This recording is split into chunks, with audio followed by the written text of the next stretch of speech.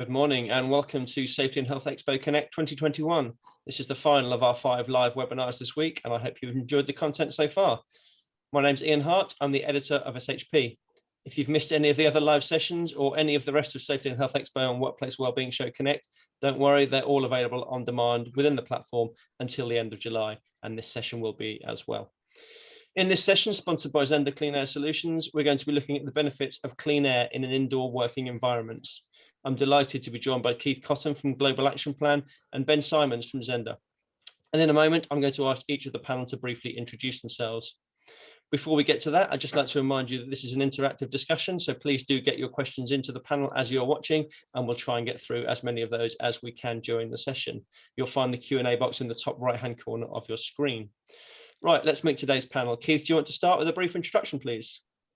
Hi, thanks, Ian. Yeah, I'm an environmental scientist. For the last decade, I've been mostly working with local authorities and large corporates on ambient external air pollution. The last year or so has seen me more focused on indoor air pollution and how it differs and interacts.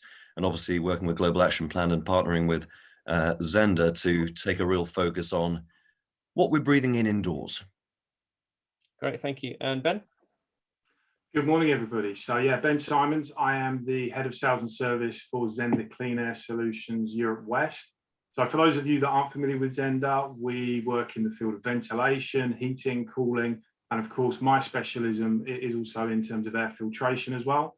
I've been with the business for about 6 years, and we have a range of clients in my sector, in the industrial sector, logistics, anywhere where they have indoor air challenges. And we've been working with Keith and Global Action Plan for about 18 months now because of the issues that we see with regard to indoor air. Great to be joining you this morning. Thank you very much, Ben. Let's start topical then with you, Ben, and talk about COVID. How important is the role of ventilation and filtration in reducing COVID-19? Sure. Well, I mean, to give you a short answer, very important. But I think probably the best way that I answer the question is if we just circle back and we just look at what's already been established about transmission of this virus that we're currently dealing with. So, I mean, the first thing to say is it now seems to be pretty much settled scientific, fact that COVID-19 is very rarely transmitted outdoors. Transmission generally happens indoors, and some of the stats vary, but we think over 99% transmission occurs in indoor settings. Allied to that, if you think back to the beginning of the pandemic, we were really focused on transmission by touch, so lots of hand sanitizing, and of course it can be, but what's becoming clearer is actually airborne transmission seems to be the biggest route. So how does that happen? Well, the way it happens is that we produce aerosols, and I'm sure a lot of our viewers today are going to be familiar over the last year with the concept of aerosols.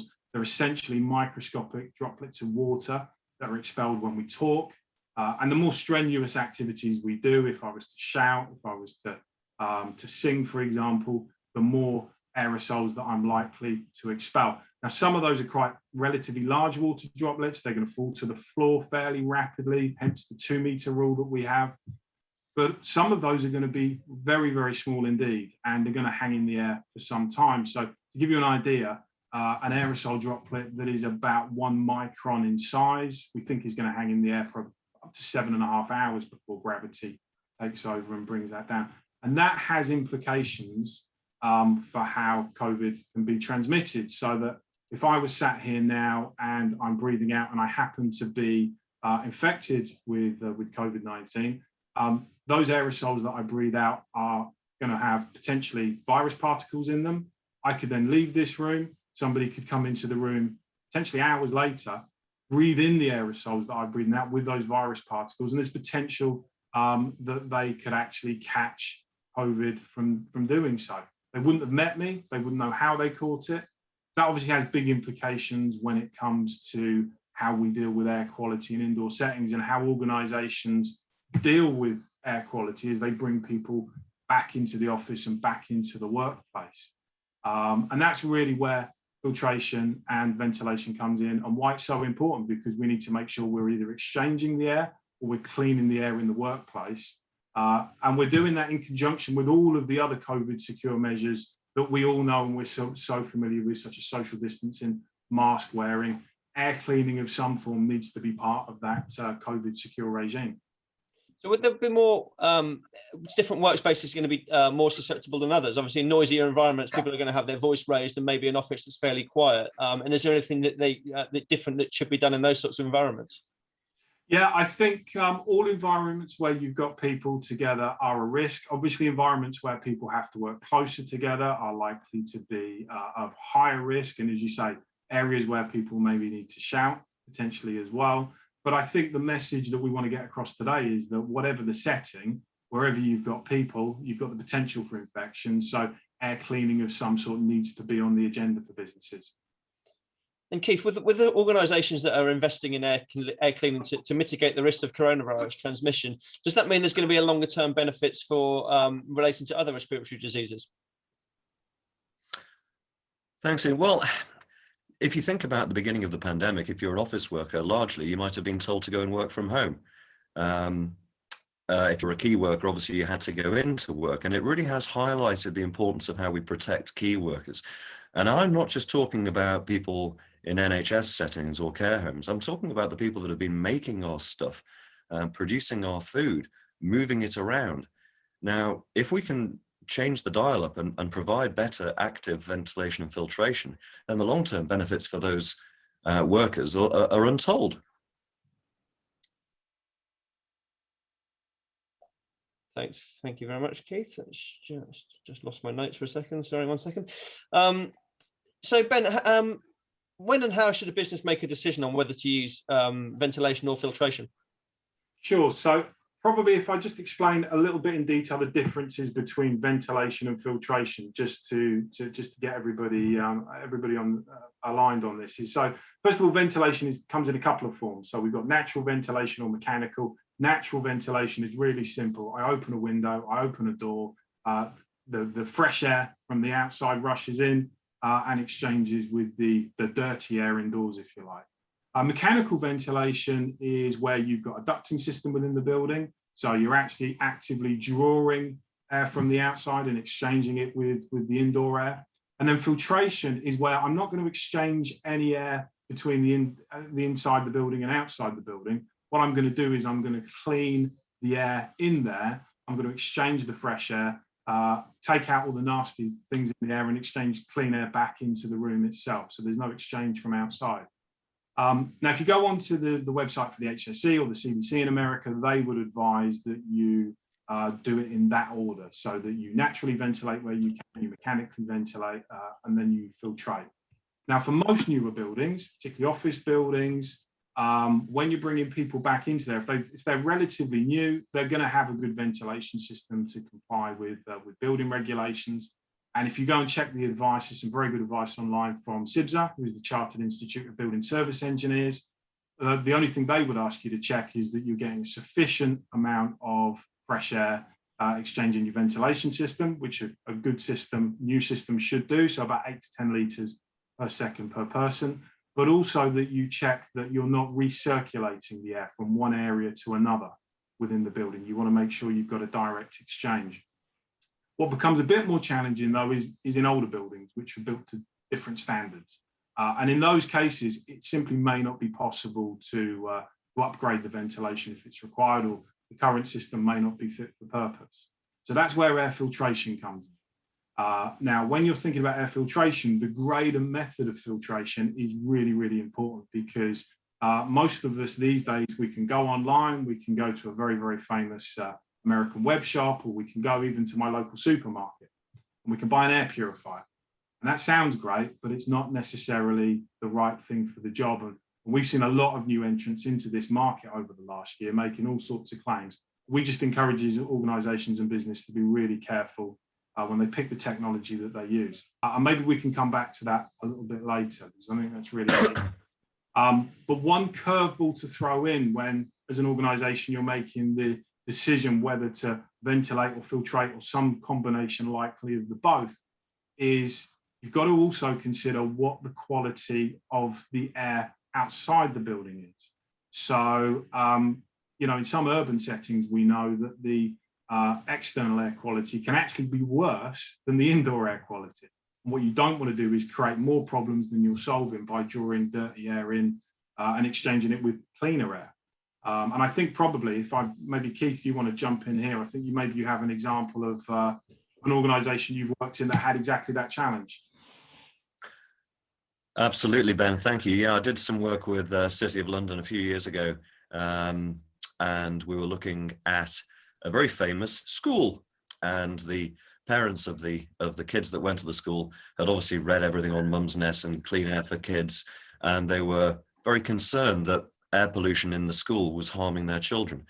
Now it's a listed building, so bolting on filtration or ventilation rather was going to be difficult. So we needed to assess what the situation was. So we did 20 diffusion tube points to monitor nitrogen dioxide and to get averages over a year. And that was both inside and outside the building. And we also did some measurements for black carbon. Now this is black carbon, if you don't know, is the fraction of PM 2.5 generated from combustion. So it's locally generated particulates. So it isn't stuff that's getting blown in from the Sahara with fine dust. And what we found was actually the air pollution inside the building was infinitely better than the air pollution outside the building. So what you don't want in that situation is opening windows. And this is where, as we return from COVID, and if there's any future pandemic, hope to God there isn't, there needs to be almost an emergency assessment break for ventilation in buildings. In other words, for this period, whilst we get over it, do we sacrifice bringing slightly dirtier air in to combat the threat of transmission of virus? And then, of course, when the pandemic's over, it reverts back. Now that's a conversation that government and the HSE and Public Health England will have to have. And I just hope that they include professionals like will be on this webinar in those discussions. So yeah, so in the end, the pollution outside was so bad, it was close the windows, please. There's clearly health issues here that we've talked about caused by poor air quality. But there's going to be people out there that are running businesses that are going to say times have been tough, we've been hit hard by COVID, we don't have the money to invest in clean air. What would you say to those people? Well, if I may just jump in. Sorry, go on, Keith. Sorry, Ben. We'll get to this slightly later when we discuss the white paper that was produced for Zehnder later on. But one of the core recommendations is that loans are extended to businesses to install correct and appropriate ventilation and filtration, and that they are very low interest, so businesses can take the opportunity to see an improvement in their workforce health, reduce sick days, better product, etc., etc.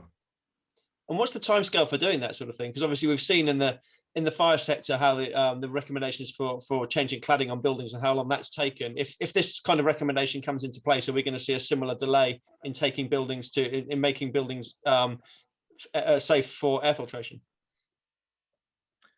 Yeah, and I hope you're not suggesting that governments work slowly. Absolutely not.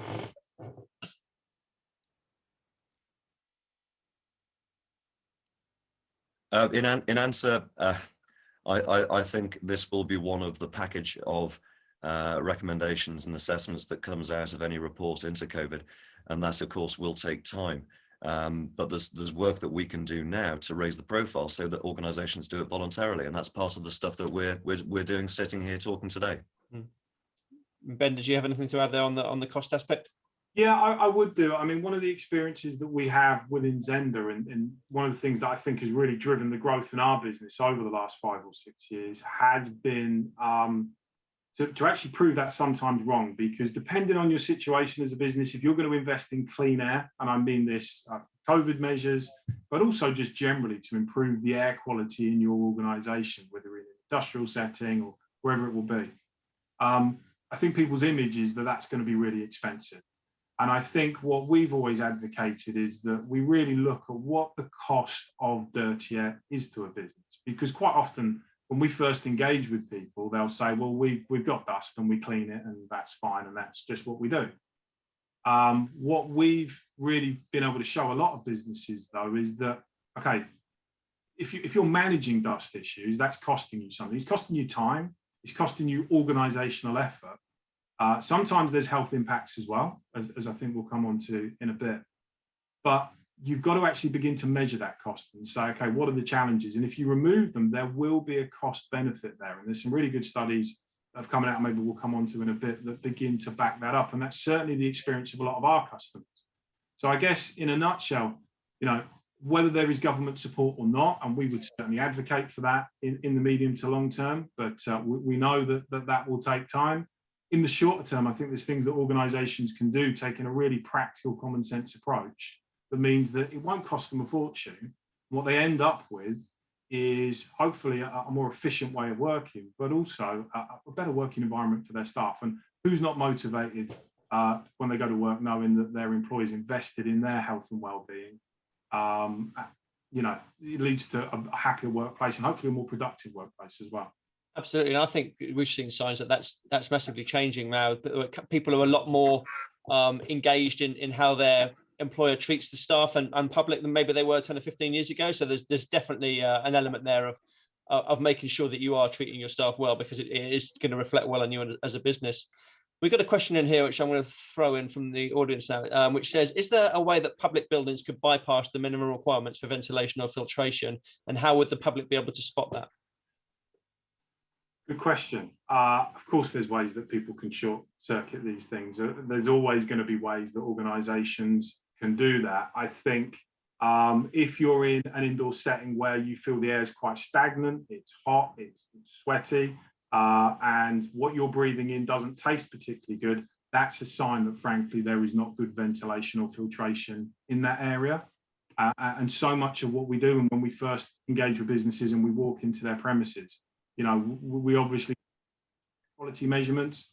Keith has obviously done a lot of work with global action planners, he's already mentioned, taking air quality measurements. But there's some places where you go into, if it doesn't smell right, if it doesn't taste right, that tells a story. It's not right. Itself. And everybody, you don't need to be an expert to tell that. You'll know it when you walk in there. And there's another one here on filtration systems while we're on the subject of that, which says, can filtration systems remove gases such as NO2? Filtration systems are not going to be effective when it comes to removing gases from the air, okay? And we wouldn't necessarily recommend that. What they are incredibly efficient at doing is to remove particles, okay? And they can be great for that, but they're not going to be perfect for you in terms of removing NO2 or even to change the balance of CO2 in the air, for example. That's where ventilation comes in. And just to add, there are ongoing trials regarding a catalyst which does break down nitrogen dioxide. Nitrogen dioxide isn't particularly stable anyway. It doesn't like being nitrogen dioxide. It's forced into existence by combustion. There are catalysts, but to be honest with the surface area that you'd have to apply them over for them to have any effect, negligible. Just another question here, which before we move on, about ventilation and threshold levels. Is measuring CO2 useful in assessing air quality and ventilation? And if so, what are the appropriate threshold levels? Sure. Yeah. I mean, it is a good measure to have, and I'd encourage businesses to do that. I mean, you can go and find yourself a decent CO2 monitor for 50 quid these days, and that's a really good way to measure the level of fresh air that you're actually providing for people. So if you get an idea, the outside background levels for CO2 are going to be somewhere between 350 to 450 parts per million of CO2.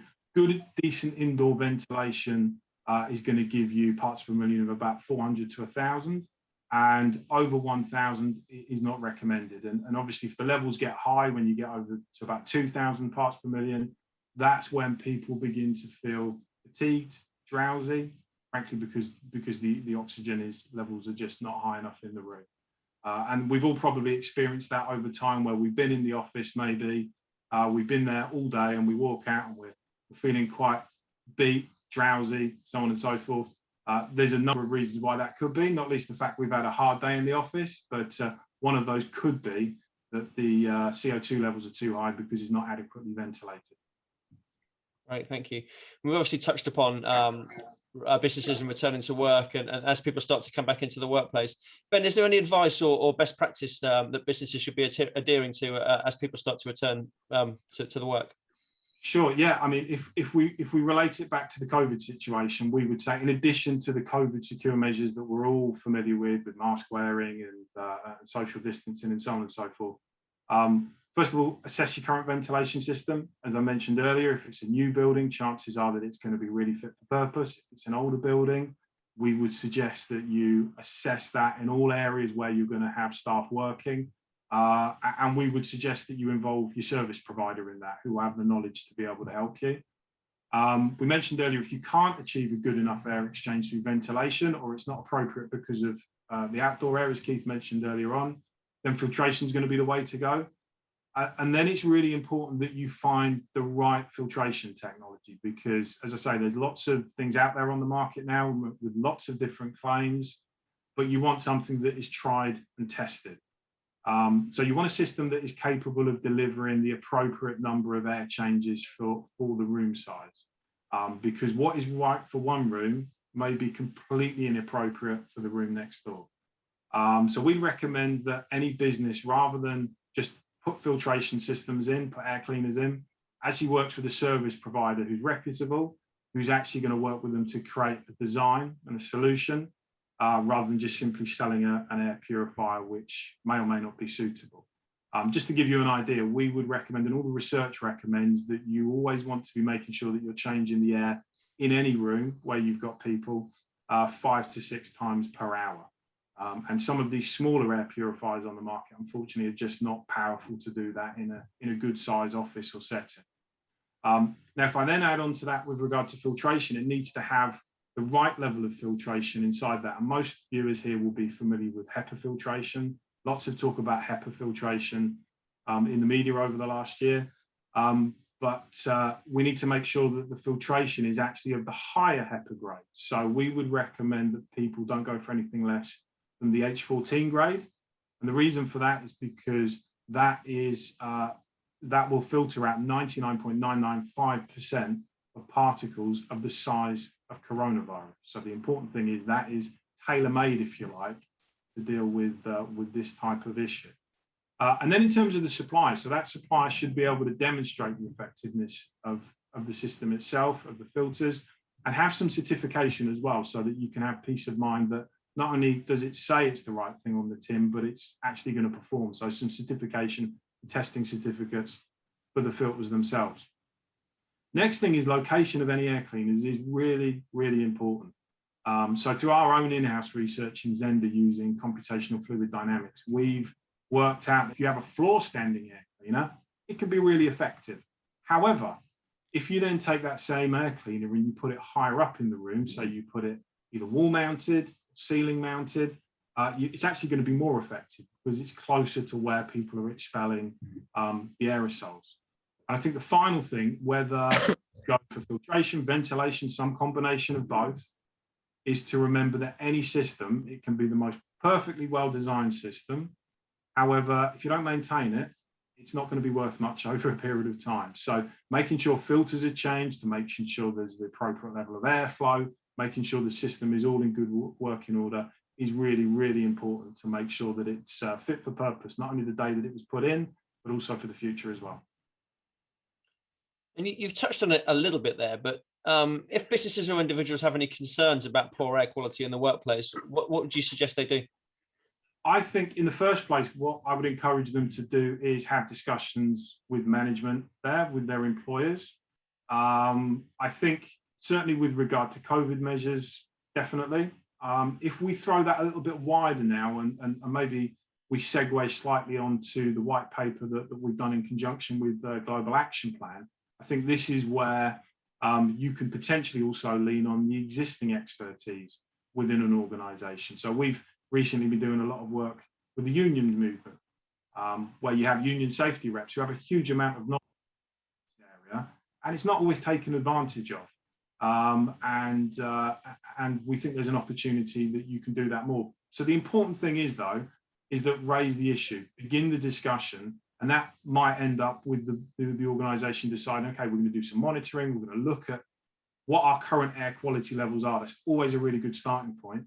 And then from there, we need to build an appropriate solution that addresses it. Thank you. Let's talk a little bit more sector specific now. Keith, I know from some of the work that you've been doing with Zehnder and Global Action Plan, you found a number of issues relating to the air quality within the manufacturing sector. Can you talk a little bit more about that? Yeah, thanks, Ian. It's important to note that every situation is different. Every workplace will have its own different set of pollutants that will be present. That's either down to the processes that they're employing at the site, or if it's a warehouse, what the activities are, depending on what outdoor air pollution is like. And it's probably best if I just share a screen just very quickly. This is an image for a vehicle maintenance unit at a site, and this is up in Crewe, and this just shows that there are only a couple of times where people aren't working, and there's one period of time where there's a lot of MOTs, and if you don't do this monitoring, you're not going to know where the spikes are. And what we did is we backtracked activity on this site and identified that it was specific welding and coachworks, as well as vehicle MOT tailpipe emissions testing, which led to this level of pollution. And you wouldn't necessarily even smell it in the air, but sometimes you could. And now they are actively looking at changing their patterns and also the locations of where those particular procedures are conducted. But if you hadn't had a look for it, you wouldn't necessarily know it was an issue. And this just perfectly, I think, illustrates how pollution changes depending on the same one, my apologies. Perfectly illustrates the issue that you have with shift patterns. So you can see this is for another workshop setting, that your spikes of activity are directly related to when the shifts are actually occurring. And your green level here, that's the weekend where there was no activity on site, very low levels of particulates. But it's a very well ventilated building, big open doors, and so the pollution inside isn't that bad. Interestingly, over the second week, the Monday, Tuesday, Wednesday, we could see the background levels going up and up and up. And that was down to a transboundary episode from Saharan dust, because air is funny old stuff. Now, they've got no filtration on site, but if they did have filtration on site, then that would have ameliorated that particular episode. There are many of these situations where if you don't look to see if there's a problem, you won't know that it is a problem. And the unions, Ben is absolutely right, the unions are key to this because they've got such expertise, and they should always be viewed as partners rather than the enemy. Because it's their interests of their members, and ultimately the business needs to be looking after their workers.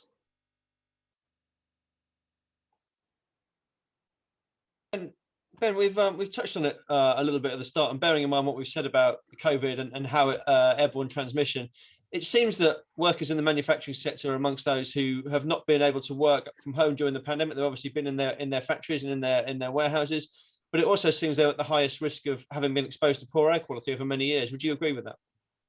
Yeah, completely. And I think, what's interesting is of course this pandemic came along at the start of last year, and towards the end of 2019 we didn't anticipate this, and that's actually when we began work on our white paper specifically targeted at the manufacturing industries. And it's probably just worth sharing with everybody just for a moment why we entered into partnership with Global Action Plan, because in our business, we go into industrial settings, many manufacturing, distribution centers, etc.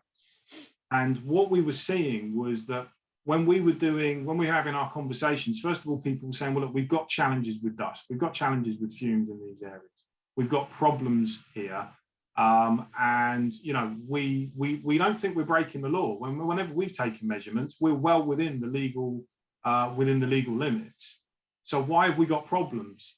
And as part of our process, when we first begin talking to a new client, we will take air quality measurements ourselves as well. What became really clear very quickly was that about 2/3 of the people that we were first doing those air quality measurements had levels of airborne particulate that were, in many cases, well above the World Health Organization's recommended levels. Now, the important thing to note is nobody's breaking the law. They weren't exceeding the UK's levels. So just to give you an idea, if we take PM10 particles, as a case in point, the World Health Organization's recommended limit is 50 micrograms per meter cube. If we apply that to the UK legal limit for general airborne particulate, PM10 size, that's 10,000 micrograms. So you can see there's a huge difference, a vast difference between the two of them. And the UK legal limit hasn't been updated since 1984, and it's actually based on a limit that was put in place in the 1960s. Think about how much the world has changed since the 1980s. We live in a completely different world to what we did then. But we were seeing this, and we said, well, look, this isn't good. And unfortunately, we've engaged with a lot of companies that want to make a difference, who want to make a difference for their staff. And that's why we engaged with Global Action Plan. And we said, look, there's something here. We're doing measurements. We can't make those public. That's entirely confidential with our clients. But we need to bring this to people's attention, because this is wider than the conversations we're having with our clients. There's something in this sector that means workers are being exposed to higher levels of particulate matter. Potentially, there's going to be health impacts over that long period of time, but for workers that are in those environments for a long time. But actually, come back to what I said earlier, it's costing those businesses a lot of money. It's an inefficient way to work as well. And so obviously Global Action Plan put together the white paper, which really highlighted this and brought it to the fore. So to come back to your point, Ian, a lot of these workers unfortunately haven't had the luxury, as many of us had, to be able to work from home. And they're the people that have been exposed to some of the higher levels of particle matter over their working lives. And of course, we're asking them to go back into the settings with a respiratory disease that we know is transmitted in the air. So it's really a double whammy. We'll come on to the white paper in a little bit more detail in a second, but trying to bring you in here, Keith, and just obviously Ben touched on that a little bit there about the difference in recommended levels between the UK and WHO recommended levels. Why do you think there's such a disparity, and do you think there's likely to change moving forward? Well, this is quite complex, and it's a little bit political, and it's a little bit economic, and I'm wary of dancing into the political sphere. A lot of these were set when we were dealing with coal burning operations within buildings and combustion plants that dates back to the 1940s and 50s. And they haven't been upgraded to the pollutants that we see today. They also haven't, the levels haven't been looked at. It's interesting that there are different government departments responsible for different things in this as well. So your outdoor air pollution, the stuff that you breathe, is the purview of DEFRA. So they work with the Department for Transport, primarily with the Joint Air Quality Unit, looking at safe levels of outdoor air pollution. And actually, for outdoor air pollution, their targets for PM10 do track the World Health Organization targets of 50 micrograms per cubic meter. Now, that's fine, although the World Health Organization are updating those standards and will be releasing new standards later this year. So it will naturally fall out of kilter. But what's known as the workplace emission limits, they are set bizarrely by the HSE, which is a non-government agency, but it isn't a departmental agency. It is sponsored by the Department for Work and Pensions. And through COVID, the Department for Business, Energy, Innovation and Skills have got involved as well. But there's no one government department across all these settings which has ownership for air pollution safe levels. And Ben was absolutely right, and this graphic might kind of sum that up quite nicely. And this is just to give you an idea. So outdoor ambient PM10, 50 micrograms per cubic meter, that's the meter cube on the left. Each one of those little dots represents a microgram. Indoor, what's considered safe on current regulations is 10,000 micrograms per cubic meter, which is clearly inadequate. And unless that kind of visual is put in front of policymakers, then we're not going to see the change that we need to see to protect workers' health. And of course, it's different for different kinds of pollutants, and not all pollutants are included as well. So NO2, PM2.5, the really dangerous stuff that gets into the bloodstream. So what's to be done? Well, we need better regulations, and we need better funded enforcement, quite frankly. But businesses can take a lead. This is the important thing. Don't be reliant on waiting for workplace emission levels to come down to something relatively sensible. You can go out and do something about this yourself. You just need to look to see if it's an issue, work with your employees and with professionals in the industry and get it sorted. Great, thanks, Keith. We've got about 10 minutes left and we've got quite a few questions coming in. So just before we get to those, obviously we've mentioned it a few times, Keith, during this session so far, the white paper that Zehnder and Global Action Plan have put together. And you've talked a bit there about some of the recommendations, but could you go through a little bit more about some of the recommendations that have come out off the back of that white paper? Yeah, the white paper was a brilliant piece of work. I can say that because I didn't write it. But it's about 30 odd pages and it's quite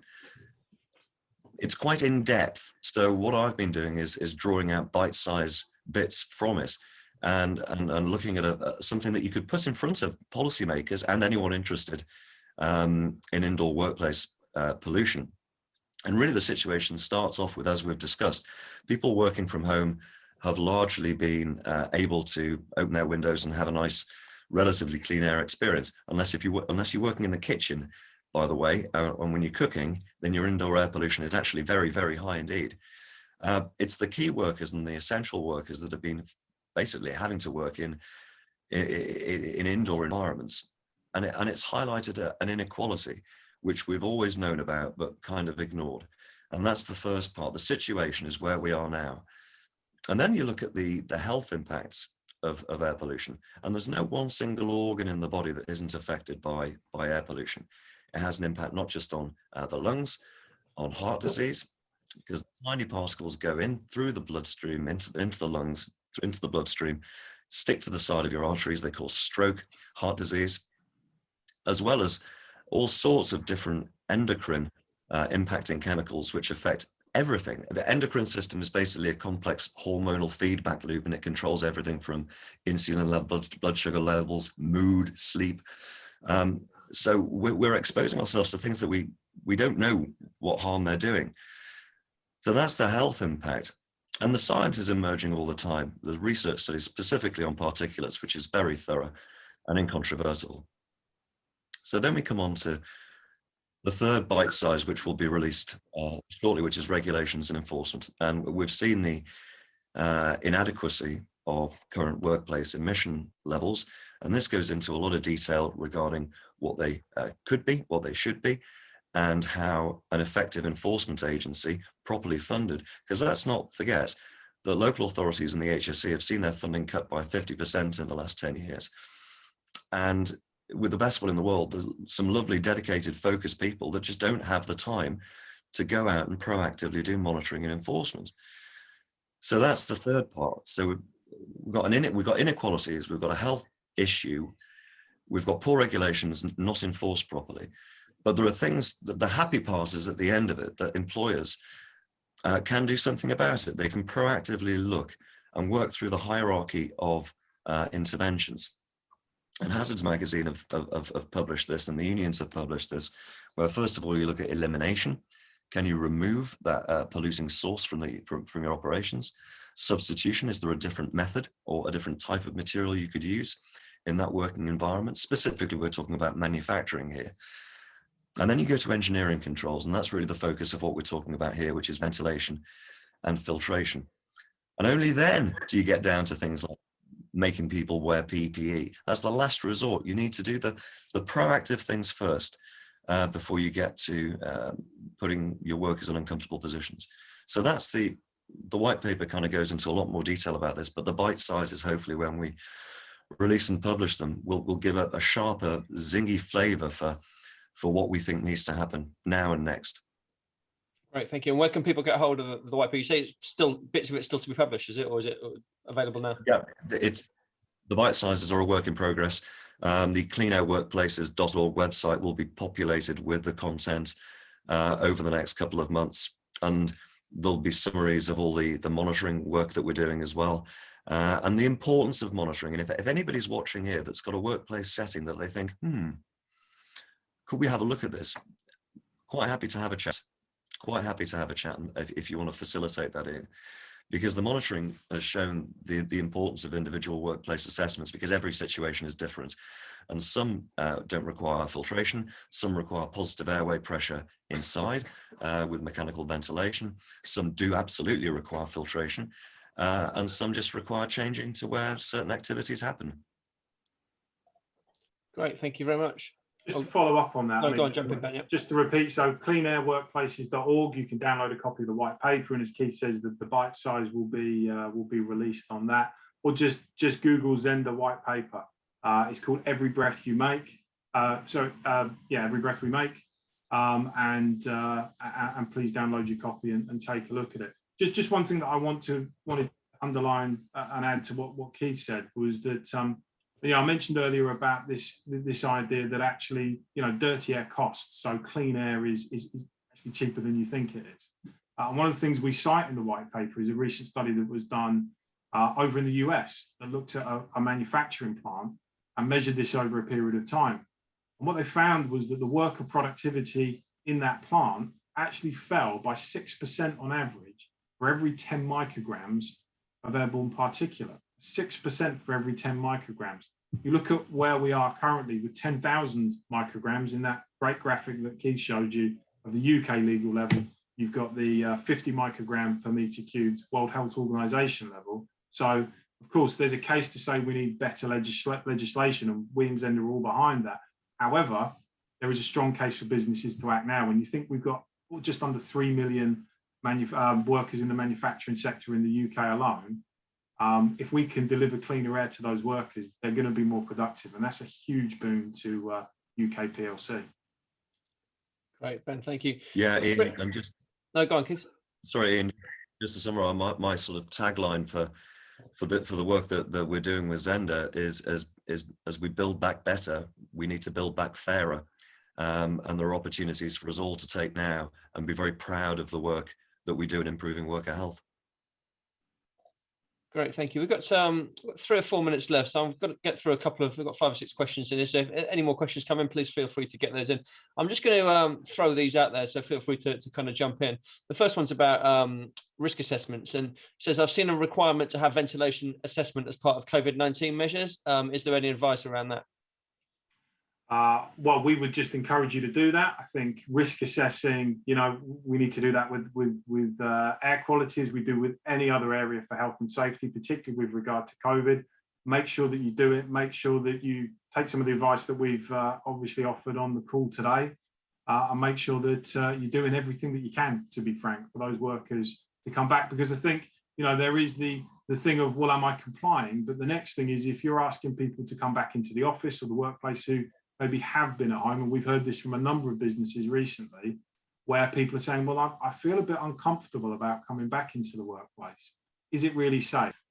And so a lot of employers want to be able to demonstrate that, yes, you can come back, you can feel safe. There's no magic bullet that's going to mean that there's 100% COVID secure environment, but the kind of measures that we've talked about with reviewing your ventilation and filtration systems in your buildings means that you can get certainly a lot closer to that 100% than you would otherwise be.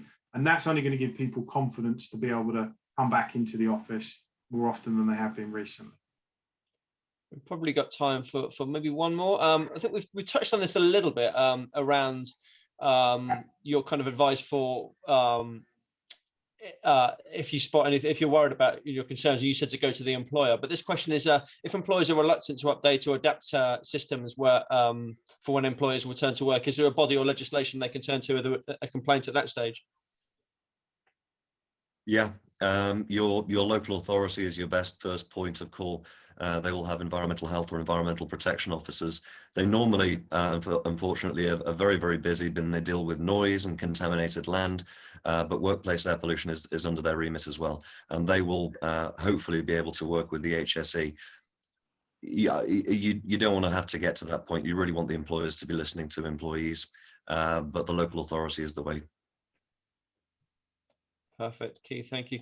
Unfortunately, that's all we've got time for today. We are at the end of our session, but thank you so much for joining us this morning, now afternoon, and thank you for engaging so well with the webinar.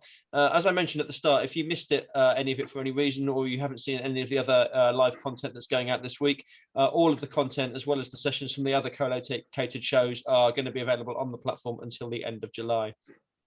Next week, the focus of Connect switches to the fire and security sectors. So please be sure to check out the series of live agendas we've got lined up next week on the agenda page. For now, I'd like to say a huge thank you to Keith Cotton and Ben Simons for their time, and to our sponsors, Zehnder Clean Air Solutions. If you do want to find out more from Zehnder, or you want to speak to Ben or any of his colleagues, you can check out their booth on the platform and request a meeting there. That's it for the live webinars this week. Thank you very much again for tuning in and engaging. There's still one more live product demo to go this afternoon at 12:45, so check that out. And also don't forget the meetings platform and browse some of the exhibitor booths when you get a moment. Thank you very much for your time. My name's Ian Hart. Goodbye.